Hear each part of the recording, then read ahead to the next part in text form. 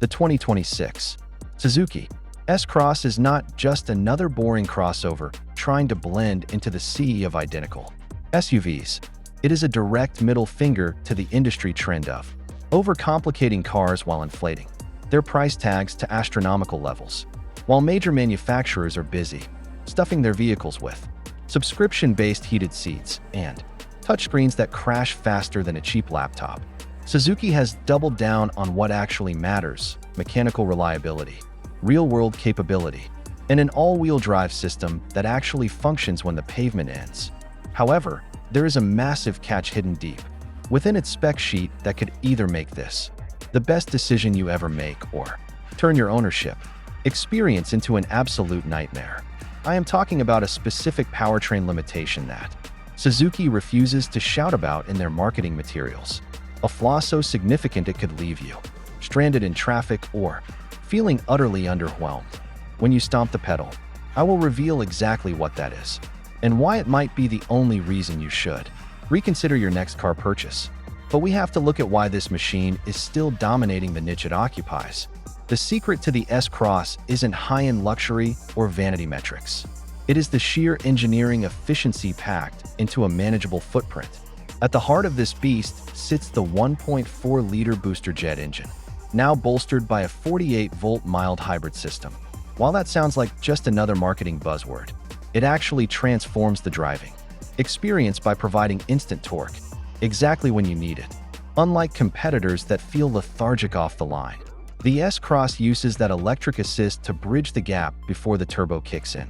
If you have ever felt the frustration of a car that hesitates mid-intersection, this setup is designed to eliminate that dangerous delay entirely. This is why enthusiasts have quietly kept the S-Cross in the conversation for years, even when the mainstream media ignores it for more flashy, expensive options. If you want to stay ahead of the curve on these kinds of brutal, honest automotive breakdowns, go ahead and hit that subscribe button and leave a like. It helps us keep digging into the specs that manufacturers hope you never read. When you step inside, the philosophy remains the same. You aren't getting soft touch, materials that will start peeling after 2 summers, and you aren't getting a dashboard covered in fingerprint magnet, piano black plastic. Instead, you get a cabin built for survival and utility. You get physical knobs for the climate control, a massive amount of headroom, and a trunk that actually fits your life. But here's where we need to talk about that elephant in the room. Many people buying into the 2026 model are expecting a performance-oriented crossover because of its Allgrip branding. They see the rugged styling, the beefy grille, and the 4x4 capability, and they assume this is a rally-bred machine. The truth is far more modest. The powertrain is tuned for efficiency and long-term durability over raw speed.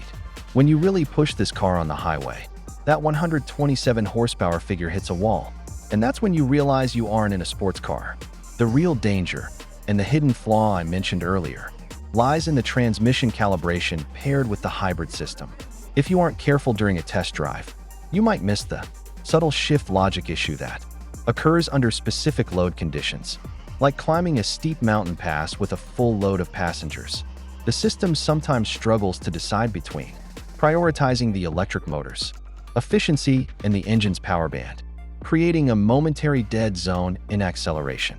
It isn't a mechanical failure, but it is a disconnect between driver input and vehicle response.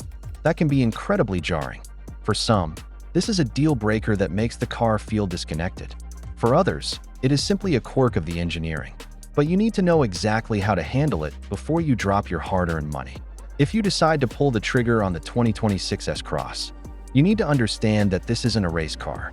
It is a tactical, efficient, and relentlessly reliable tool. It does exactly what it says on the box, provided you don't expect it to perform like a vehicle twice its price. The S-Cross stays true to the Suzuki DNA, sacrificing the flash for a foundation that simply doesn't quit, provided you can live with its singular, temperamental character.